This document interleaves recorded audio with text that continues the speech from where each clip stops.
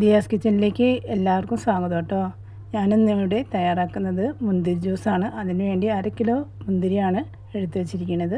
ഇനി നമ്മൾ ജ്യൂസ് ഉണ്ടാക്കുന്നതിന് മുന്നേ കുറച്ച് വെള്ളം തിളപ്പിച്ച് അതിൽ അല്പം ഉപ്പും മഞ്ഞളും ചേർത്ത് കൊടുത്തിട്ട് നമ്മൾ കഴുകി വരി വെച്ച മുന്തിരി നമുക്ക് ഇനി ആ വെള്ളത്തിലേക്ക് ഇട്ട് കൊടുക്കാം.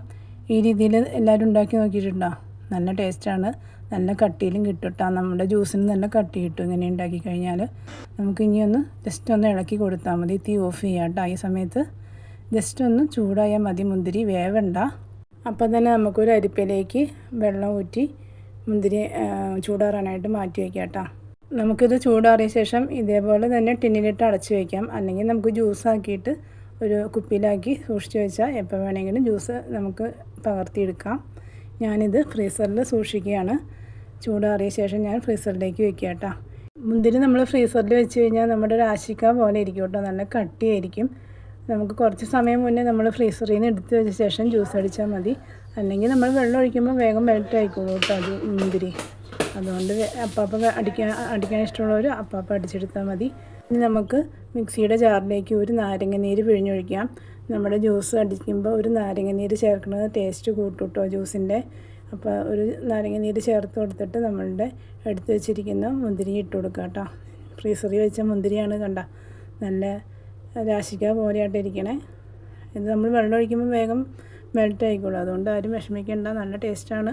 നമ്മുടെ മുന്തിരി മുഴുവനും ജാറിലേക്ക് ഇട്ട് കൊടുത്ത് പാകത്തിന് വെള്ളം ഒഴിച്ച് കൊടുത്ത് 1 കപ്പ് പഞ്ചസാരയാണ് ഞാൻ എടുത്തിരിക്കുന്നത്. അപ്പോൾ അതും ചേർത്ത് കൊടുക്കാം കേട്ടോ. ഞാൻ ആ പാത്രത്തിലുള്ള കളർ ജ്യൂസിൻ്റെ മുന്തിരിയുടെ കളറുണ്ട് കേട്ടോ അതിൽ. അപ്പോൾ അത് ഞാൻ കഴുകി ഒഴിച്ചതാണ് വെള്ളം ഒഴിച്ചപ്പോൾ. ഇനി നമ്മൾ ചേർക്കുന്നത് 1 കപ്പ് പഞ്ചസാര എടുത്ത് വെച്ചിരിക്കുന്നത്. അത് നമുക്ക് മുഴുവനും ചേർത്ത് കൊടുക്കാം.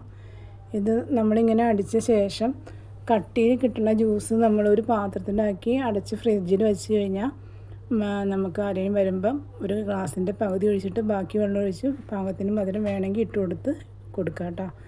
ഞാനിവിടെ അങ്ങനെ കുറച്ച് മാറ്റി വയ്ക്കും. ജ്യൂസ് കട്ടിയിൽ കിട്ടിയ കാരണം കുറച്ച് ജ്യൂസ് അടിച്ച് കിട്ടിയതിന് നല്ല കട്ടിയായിരുന്നു.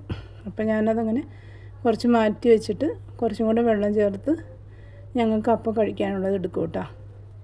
ഇതുകൊണ്ട് നമ്മുടെ ജ്യൂസ് അടിച്ചെടുത്തത് നല്ല കട്ടിയാണ്. നല്ല കുറുകുറാന്നിരിക്കും നമ്മുടെ ജ്യൂസ്.